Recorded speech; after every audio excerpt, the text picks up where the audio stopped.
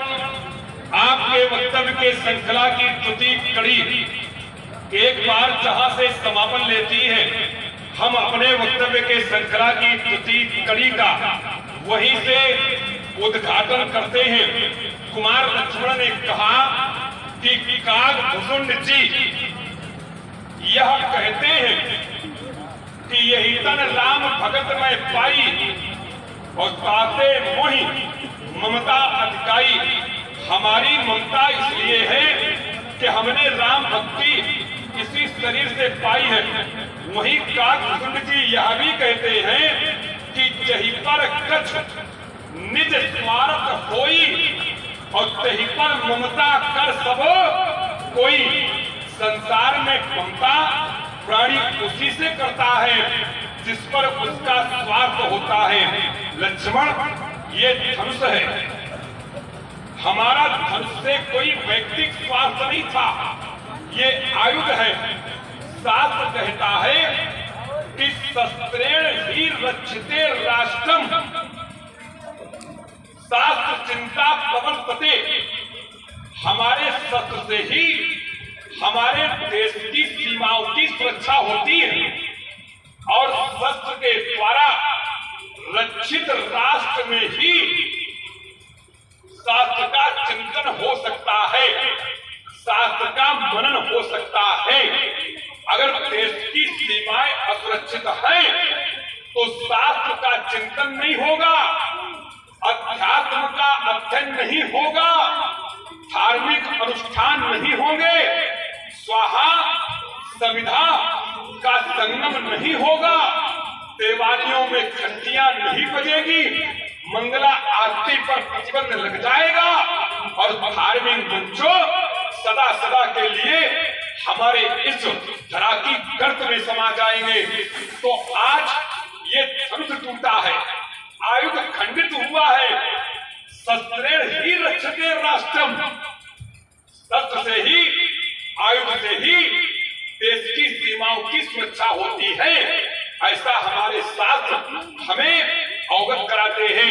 तो आज ये आयुध टूटने से हमारे इस अध्यात्म चिंतन से लेकर के शास्त्र चिंतन तक की गरिमा का अवमूल्यन हुआ है, ह्रास हुआ है, न्यूनता आई है। इसलिए हमें इस धनुष से आस्था है, हमें इस धनुष से श्रद्धा है, हमें धनुष से कोई व्यक्तिगत ममता नहीं है और ममता अच्छी होती भी नहीं है, ये हम नहीं कहते। परमात्मा ने एक बार गुरजन बुलाए, परिजन बुलाए और स्वजन बुलाए और सबको एक ही समाज में एकत्रित किया और कहा कि सुनो सकल गुरजन मन पानी और कहाऊं न कछु ममता और आनी। परमात्मा ने कहा कि हमारे हृदय में कहाऊं न कछ किंचित मात्र भी ममता नहीं है, नहीं अनीत, नहीं कछु प्रभुताई और सुनाऊ कराऊ जो तुम्हें सुहाई। आपका जो अच्छा लगे आप वो निर्णय कर सकते हैं, लेकिन हमारे हृदय में किंचित मात्र भी ममता नहीं है, ऐसा परमात्मा ने स्वयं इस ग्रंथ में जनमानस को अवगत कराया है। ममता अच्छी होती तो परमात्मा भी अपने हृदय से ममता को लगा करके रखते, लेकिन स्पष्ट संदेश दिया कि हमारे हृदय में किंचित मात्र भी ममता नहीं है। इसलिए कुमार लक्ष्मण प्रशांत के हृदय में भी ममता नहीं है। आइए आपने कहा सारगर्भित, संक्षिप्त और सूत्र शैली का आश्रय होना ही हमारे लिए सर्वोपरि है।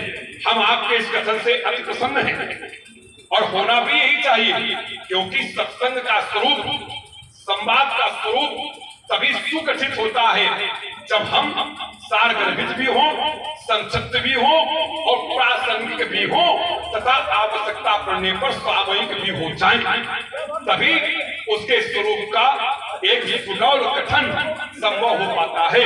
आइए हमारे फिर चलते हैं। आपने फिर मन को केंद्रित किया और मन को आगे रख करके आपने इस पर चिंतन प्रस्तुत किया कि एक बार जिस समय आप वंश की कथा है। आपने हमें उस ओर ध्यान केंद्रित किया, संकेत किया कि मुनि धीर जोगी सिद्ध संतत विमल मन चई था वही। हाँ ठीक है, परमात्मा का चिंतन मन से करना चाहिए, ये बात बिल्कुल आपकी सत्य है। लेकिन किसी मुनि का अपमान क्या मन से करना चाहिए? अब देखिए वहां मन क्या कर रहा है और तुम्हारा मन क्या कर रहा है। मुन धीर जोगी सिद्ध संतत विमल मन चई थामहि। यहां सिद्ध संतत लोग परमात्मा का चिंतन मन से कर रहे हैं, ये आपकी पंक्ति हमें स्पष्ट संकेत करती है। और तुम क्या मन से कर रहे हो? सुनि मुनि वचन लखन मुस्काने और बोले परस थरे अपमाने। तुम हमारा अपमान कर रहे हो और वहां भगवत चिंतन हो रहा है, तो मन से भगवत चिंतन हो ये अच्छा कि मन से किसी का अपमान हो ये अच्छा। और हम मुनि भी हैं, रघुवंशी ब्राह्मण भी हैं, और हमारा अपमान शास्त्र कहता है, फिर सूच लीजिएगा कि आज्ञा भंगो नरेंद्राणाम और विप्राणाम मान खंडनम और पृथक सयाम परिस्त्रीणाम असत्य पद उच्चते। राजा की आज्ञा का उल्लंघन करने वाला, ब्राह्मण का अपमान करने वाला, शास्त्रोक्त दशा में स्त्री की पृथक सैया लगाने वाला अशस्त्र पद उच्चते। बिना शस्त्र के ये पद हो जाते हैं। तो ब्रह्म जाना सा ब्राह्मणा, हम उसे ब्राह्मण कहते हैं जो ब्रह्म को जानता है। मैं ब्रह्म को जानता हूं, इसलिए ब्राह्मण, और तुमने हमारा अपमान किया। ऐसे ब्राह्मण का अपमान अशस्त्र पद उच्चते, बिना शस्त्र के पद हो जाता है। तो तुमने हमारा पद किया तो तुम हो गए पथिक, पथिक माने हत्यारा, तो तुम हो हत्यार। तो मन से हत्या करे जो अच्छा कि मन से परमात्मा का चिंतन करे जो अच्छा। तो तुम कहां हो और चिंतन कहां है? भौतिक शास्त्र का सूत्र है और संस्कृत का उत्तर लिखे पड़े हो तो अंक पूरे नहीं मिले। चलो आओ थोड़ा थोड़ा इसी को देख लेते हैं, इसी को चुनते हैं। अच्छा अच्छा अच्छा, हम अच्छे कहते हैं, हम इधर तक की बातें थोड़ी थोड़ी एक बार एक आपने कहा मन का, लेकिन मन पर बातें चल रही और मन बहुत अच्छा है आपका, और मन अच्छा होना भी चाहिए। आप जहां कहोगे मैं रुक जाऊंगा।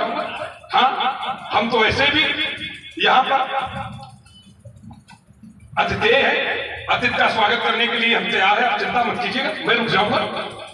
एक बार संतों की गोष्ठी लगी थी, एक बड़ा स्तब्धकारी चिंतन दे रहा हूं, स्तब्धकारी लक्षण सुनना है।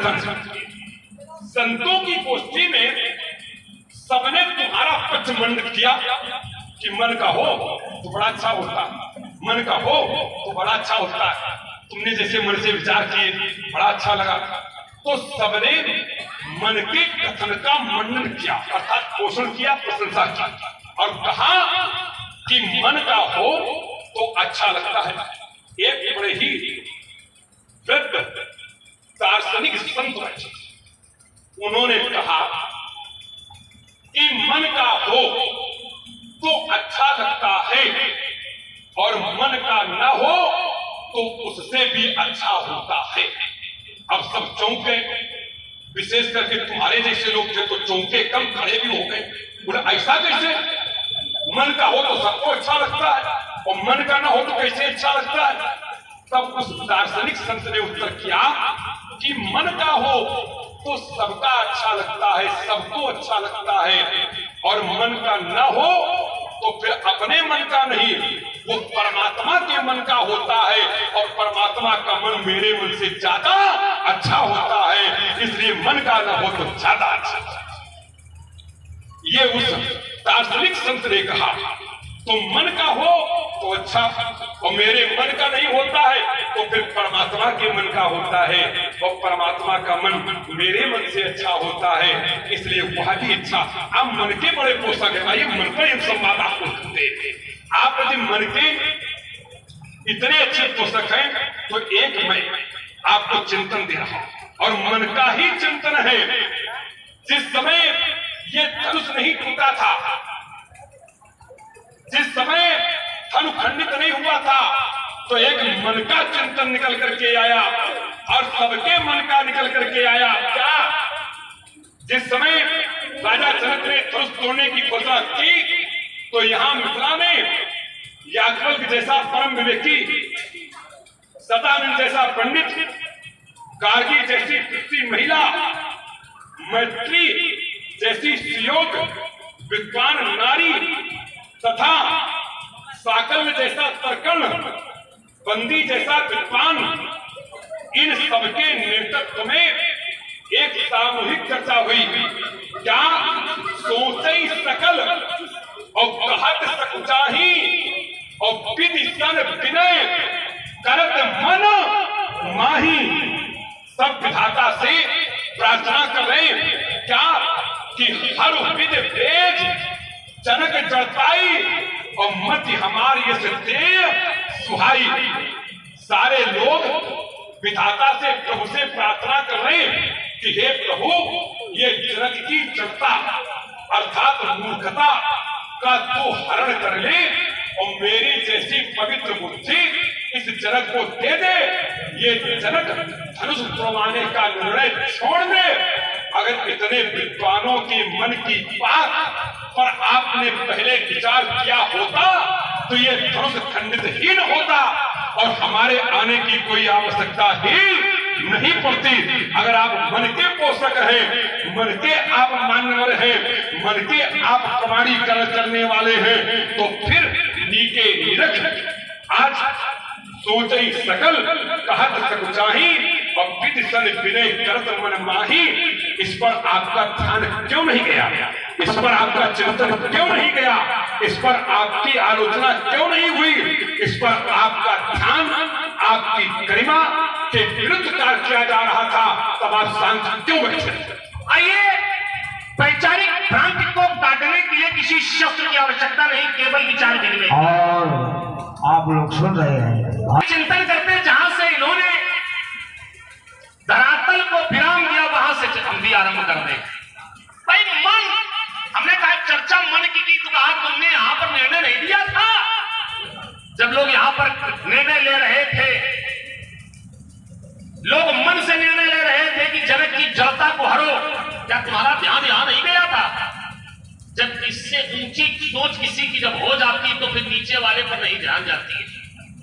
जनक की बेटी जानकी जिस समय मंदिर में गई थी, और मंदिर में जाकर के माता गौरी से, आपकी गुरु माता से जब उन्होंने कहा था कि आप मेरे मन को जानने वाली है, मेरे मन में क्या है, ध्यान रखो शब्द हमारा कहां जा रहा है, जहां से इनका बिंदु उत्तर वहीं पर हमारा है, एक शब्द भी इधर उधर नहीं होगा। मां से कहा था कि मेरे मन को जानने वाली हो, तो संसार के जीवों से बढ़कर के जो जगदम्बा कह रही है, जब वहां का वचन हो तो क्या जगत के जीवों की चर्चा फिर मान्य है? हस्ताक्षर किसके थे? आइए उत्तर फिर वहीं से कहा।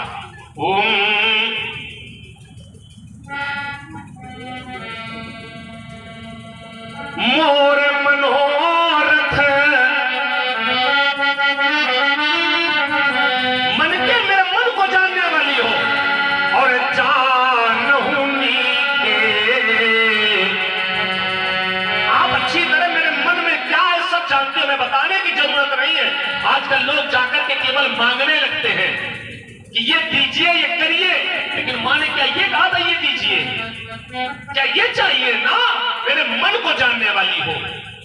और तुरंत ही जगदम्बा का शब्द आया था, मनुजा ही राज मिल ही सोबर और सहाज सुंदर सावरो करुणा निधान सुजानशील स्नेह जानत तावरो।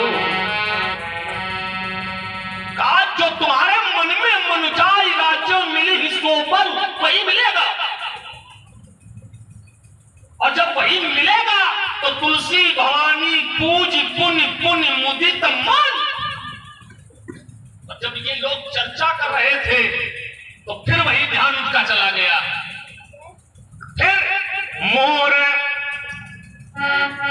नीके निरखी और नयन भरी शोभा और पितुपन सुबीर बहुरी मन गणनायक पर दायक देवा और आज लगी फिर वहां ध्यान चला गया कि वो जो बात है दिमाग की है क्या सत्य नहीं। जब जगदम्बा के हस्ताक्षर हो चुके थे तो इन लोगों की चर्चा तो होती रही अपनी, और समाज के लोग भाई समाज के मन का हो जाए तो बहुत अच्छा, और न हो फिर उससे भी अच्छा वाला ये था। परमात्मा ने अपने मन का कर दिया था वहां पर मनुजा ही राज। भाई परमात्मा के मन का है। माला जब तक मन लगा करके नहीं जपोगे, बताओ क्या भगवान का भजन हो पाएगा, भगवान मिल पाएंगे? सामान्य भाषा में लोग कहते हैं श्री रामचंद्र कृपालु भज, और क्या नहीं भाई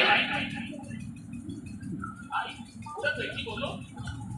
हाँ, श्री रामचंद्र कृपालु भज मन और मन तब हरण भव भय।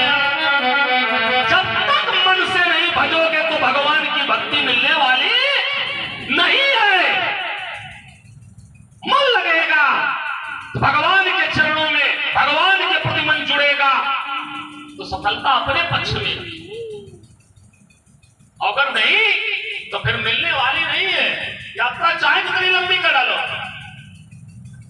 चाहे दार्शनिक लोग बैठे हो, चाहे समाज के लोग बैठे हो, कुछ भी हो, ये हमारा मन जब तक लगेगा, भावना जुड़ी होगी, हमारी श्रद्धा तब तक रहेगी जब तक हमारा मन एकाग्र रहेगा।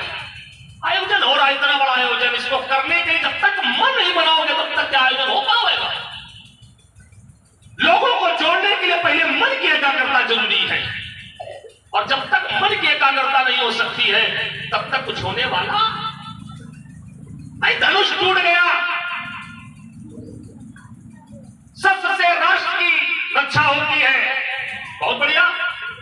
जो शस्त्र से राष्ट्र की रक्षा होती है, शस्त्र से भगवान शंकर के हाथ में था तो देवमंडल सुरक्षित था, तो भगवान शंकर को इसको हटाना नहीं चाहिए था, रखे रहना चाहिए था। जब एक बार भगवान शिव और विष्णु में आपस में देवताओं ने विरोध उत्पन्न करा दिया, और आप जैसे सूत्र कर रहे हैं, सूत्र निर्देश देकर कि साथ भी न छूटे, तो मेरा वहां से भी उत्तर एक है सुराणाम चिंतित ज्ञात्वा विश्वमूर्तिर्भूर्दिभू सर्वलक्षण संयुक्तानां सर्वायुद्धकरोड्वयम् शारुदत्तिनेत्र कमलाहि कुण्डल जटाकुडाकेशमध्वजम् समाधवम् भुजङ्गवक्षस् त्याज्यत् ससायकम्। भगवान शिव और विष्णु ने विरोध उत्पन्न कराया गया, देवताओं ने योजना बना डाली। भगवान विष्णु के हाथों में सारंग, भगवान शिव के हाथों में अजगो। जिस समय सारंग की प्रत्यंचा चढ़ा करके भगवान विष्णु ने टंकोर दी, अजगो के स्नायु तंतु ढीले पड़ गए, इसका त्याग कर दिया। और जिसका शंकर जी ने त्याग कर दिया हो, समझिए उसके पक्ष में श्रीमान जी खड़े हैं। शंकर जी इसका त्याग कर दे, उसके पक्ष में खड़े होकर के धनुष तोड़ करके बड़ा गलत किया गया, बड़ा गड़बड़ हुआ। शंकर जी ने त्याग कर दिया इसका, इसको हटाओ, हमारा सत्र है, हम लड़ाई के अवसर पे जा रहे हैं, युद्ध में खड़े हो, हमारा सत्र हमें धोखा दे दे तो क्या करना चाहिए? ऐसे सत्र को रख के पूजना चाहिए कि लोगों दिखाना चाहिए, देखो सब लड़ाई में रखा हो, हटा देना चाहिए। भगवान शंकर ने इसका त्याग कर दिया था, और जिसको शंकर ने त्याग कर दिया हो उसे कहीं रखने की जगह नहीं होनी चाहिए, तब तोड़ देना चाहिए था, तब नहीं तोड़ा गया, तो अब तोड़ दिया गया, बहुत अच्छा हुआ। भाई जो वस्तु उपयोगी नहीं है, जिसका कोई मूल्य नहीं है, निष्क्रिय हो, उसको रखने से क्या लाभ? एक उदाहरण और दिए दे रहा हूं। संसार में आपत्ति भाई अगर किसी व्यक्ति के पास संपत्ति है और आपत्ति के बादल आ जाए और उस संपत्ति को हटा करके अगर आपत्ति के बादल छट जाए तो संपत्ति रखनी चाहिए कि आपत्ति रखनी चाहिए? संपत्ति है, आपत्ति के बादल आ जाए कि संपत्ति को हटा करके आपत्ति के बादल छट जाएंगे तो क्या करना चाहिए? संपत्ति रखनी चाहिए कि आपको संपत्ति हटानी चाहिए? राजा जनक के जीवन में संपत्ति धनुष रूपी संपत्ति थी और बल रूपी आपत्ति की खोज के लिए, बल रूपी खोजने के लिए कि जीवन में आपत्ति आई, धनुष को हटा करके और जीवन में सुख समृद्धि आ गई तो उसको रखने से क्या लाभ? धनुष को तोड़ा करके राजा जनक ने यह अच्छा किया, टूट गया, बढ़िया हुआ। हमारे पूर्वजों की संपत्ति थी और पूर्वजों की संपत्ति पूर्वजों की थी तो क्या पूर्वज ये कहते थे रखे थे ना भाई आपत्ति कभी आ जाए, इसीलिए पुरातन संपत्ति होती है हटा करके आपत्ति के बादल हटा दिए जाए, संपत्ति हटा करके आपत्ति के समाप्त हो जाए तो हटा दी गई। उसमें आपको कोई कष्ट नहीं होना चाहिए, उसमें आपको कोई रोष नहीं होना चाहिए, तोड़ दिया गया, बहुत अच्छा हुआ। आप कहते हो कि काकभुशुंडी जी कहते हैं कि ममता शरीर से, लेकिन जयते भी उसको स्वार्थ, हमें लगता है कुत्ता कोई स्वार्थ नहीं, लेकिन आपका जरूर कोई ना कोई स्वार्थ है। भाई आप धनुष के पीछे हो, धनुष के प्रति कह रहे हो जिसने तोड़ा, किसने तोड़ा है वो हमारा शत्रु है। धनुष शंकर जी का है तो शंकर जी को बड़े किसी विश्वास बात को दे देना चाहिए था। जैसे एक बार शंकर जी की अवमानना हुई थी तो अपने विश्वास पात्र को भेजा था उन्होंने, वीरभद्र के रिपोर्ट पठाए। अगर आपको भेजा हो, आपसे कहा हो कि चले जाओ तो आपका क्रोध, आपका दंड भी उचित है। अगर ऐसा कुछ नहीं है तो दोनों मार्ग देखो चुप धीरे से। हमने इतने मार्ग जीवन में देखे हैं कि तुम्हें उतने मार्ग देखने के लिए 7 जन्म लेने पड़े। इतने मार्ग हमने देखे, तुम्हें क्या तो नहीं होगा? कुमार लक्ष्मण तुम हो क्या? तुम्हारी सीमा कहां तक है? आइए व्यास जी, ये खरे नाम। जिस समय आपके पिताश्री पहुंचे गुरुदेव वशिष्ठ के यहाँ तो उन्होंने कहा इनका नामकरण कर दीजिएगा। तो गुरुदेव ने नामकरण करना प्रारंभ किया और कहा कि ये अरे खरे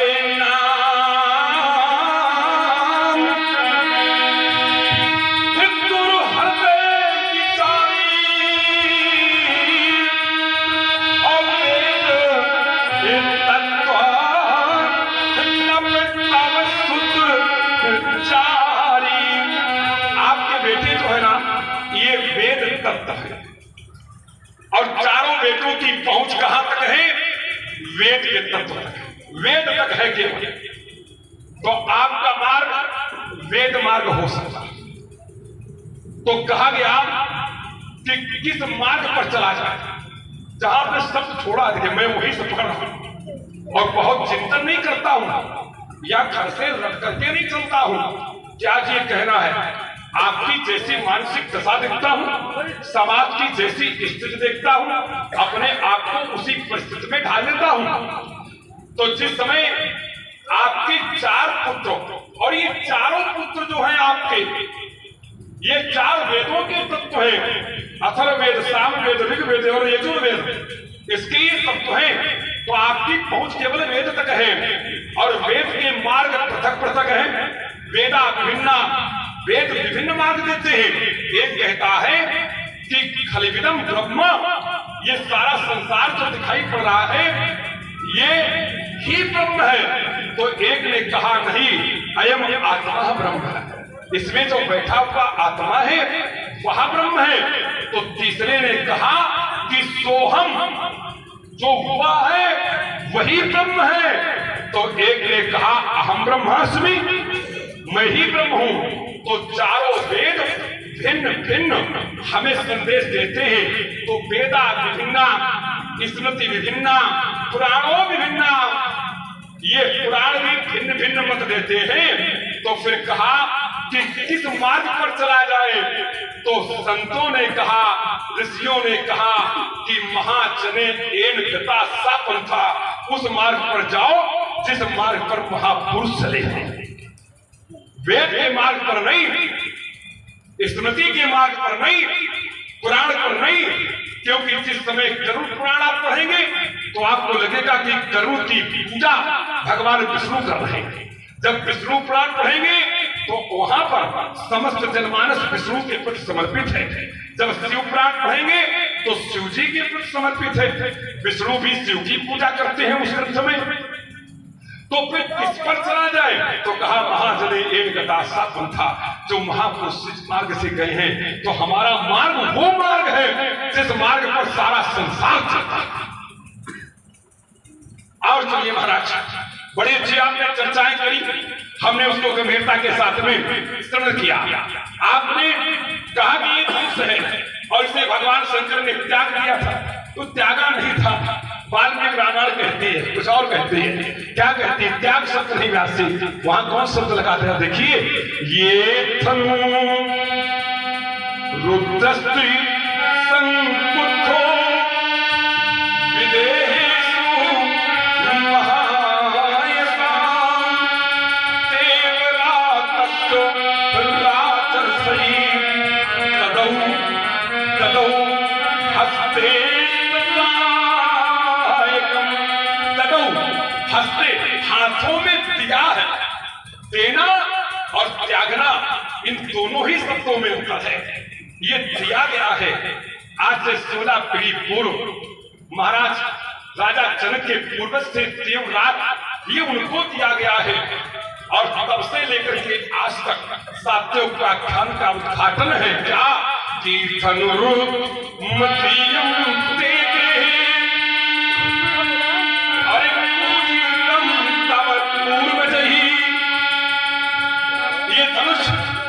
घर में सदन में जो रखा है और इसकी पूर्वज लोग आज तक ये पूजा करते चले आ रहे हैं।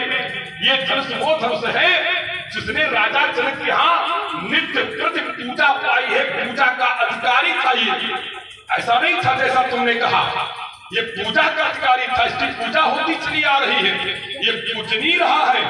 और आज आप कहते कि जो वस्तु व्यस्त हो जाती है, बेकार हो जाती है, ये बेकार के नहीं थे, ये त्रिपुर विनाशक थे। जिस समय त्रिपुरासुर के 3 बेटे तारकाक्ष, कमलाक्ष, विक्रमाली विध्वंसक अभियान चला रहे थे, संक्षेप में कह दूं, उस समय इन्होंने ही त्रिपुरार धनु, भगवान शंकर त्रिपुर विनाशक का धनु है, जिन्होंने त्रिपुरासुर का नाश किया था। और ये त्रिपुरासुर के विनाशक हैं। इसलिए कुमार लक्ष्मण भगवान शंकर, और देखिए विशेष बात आपने कहा भगवान शंकर ने त्यागा नहीं त्यागा। आज भी भगवान शंकर इनके साथ जुड़े हैं। भगवान शंकर का नाम इनके साथ जुड़ा है। बंदी लोग आए थे, सबसे पहले घोषणा उन्होंने की थी ना, बोले बंदी बचन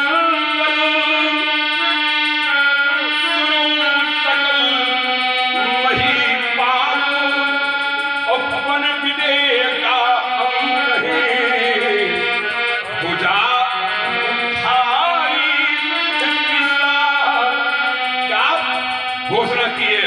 देखिए लक्ष्मण की सोई पुरारी को कठोरा अब त्याग किया होगा, और जो वस्तु त्याग दी जाती है उसमें उसका नाम नहीं रहता है, तो फिर पुरारी को, पुरारी माने शंकर का, ये धनुष शंकर का है।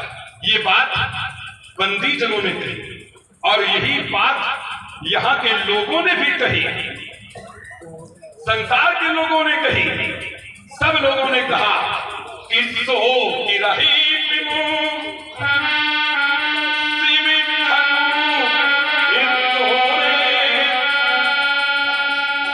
ये शिव धनुष है। तुम्हारे भैया ने भी हमसे आकर के कहा कि नाथे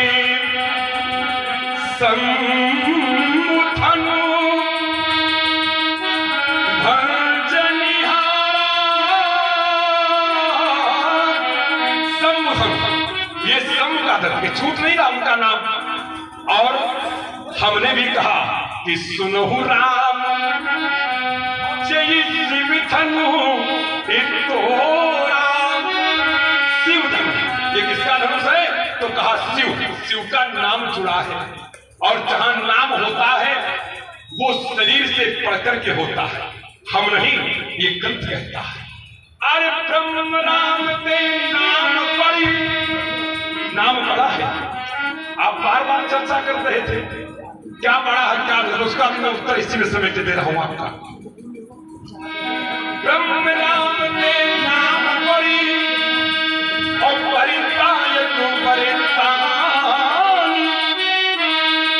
रामचरित सतकोट लिय महेश जिय जानी। ब्रह्म राम ते नाम पढ़ी, राम से राम का नाम पढ़ा है, और जब नाम पढ़ा है तो नाम धनुष के साथ भगवान शंकर का जुड़ा है। तो ये बात आप नहीं कह सकते हैं किसी भी शास्त्र में, किसी भी ग्रंथ में, और किसी भी मान्यता प्राप्त धार्मिक पुस्तक में भगवान शंकर ने से त्याग किया ये शब्द कहीं लिखा ही नहीं गया है। आइए अब थोड़ी सी बात, हाँ आपने बड़ी पीछे भी आपने अच्छी चर्चा की थी, हमने भी उसको गंभीरता के साथ सुना था। आप मन पर जोर देते थे। देखिए मन की बात अपने पक्ष में जो जाती है उसे तो मान लेते हो, और अर्ध शब्द स्वीकार कर रहे हैं। सिक्के का एक पहलू तो आप अपने पास रखना चाहते हो, लेकिन दूसरा पहलू आप छोड़ देते हो। ये बड़ा दुर्भाग्य है हमारा। आप मन की चर्चा करते हैं तो अर्ध शब्द क्यों स्वीकार करते हैं? आप अगला शब्द स्वीकार कीजिए ना। क्या? अब देखिए सीता की बात आई। सीता इस संपूर्ण लीला के परिप्रेक्ष्य में एक अहम पात्र है, मुख्य पात्र है, और सीता की आपने चर्चा की। तो आइए देखिए, पहले मैं सीता की चर्चा कर रहा हूं, आप जहां कहते हैं मैं वहीं रहता हूं। क्या सीता ने कहा कि ये अरे नीके निरखी नयनी भरी शोभा, और पितु पन सुमिर बहुरी मन शोभा। पिता के गुण को स्मरण किया सीता ने अपने मन, तो मन नहीं छूट रहा है और मेरा पक्ष भी नहीं छूट रहा है, आपके विरोध में जा रहा है। क्या? मन से कहा, और क्या कहा कि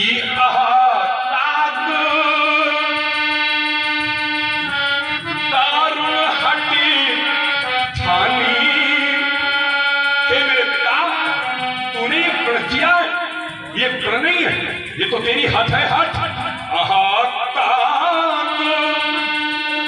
दारुण हट थानी और समुझत नहीं कछु लाभ नहानी।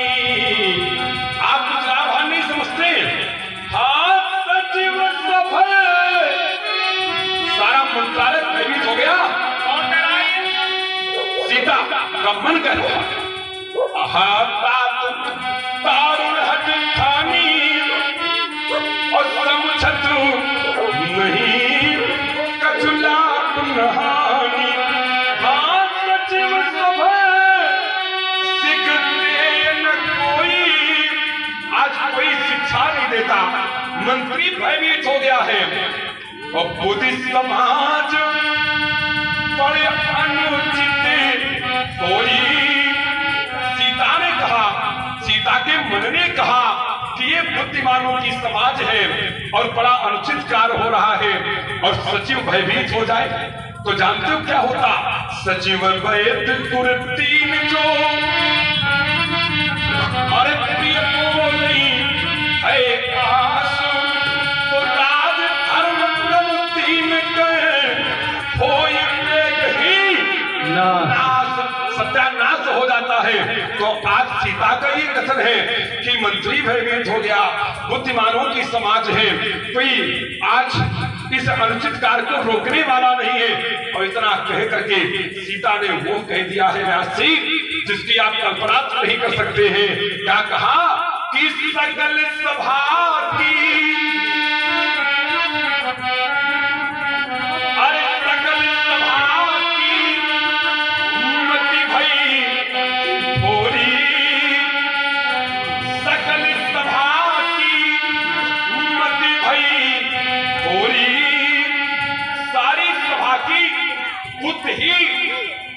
भ्रष्ट हो गई और उसी सभा में तुम भी बैठे थे। अब तुम्हारी भ्रष्ट है कि शुद्ध है, सही सही बताओ। आप करें सचिव सभा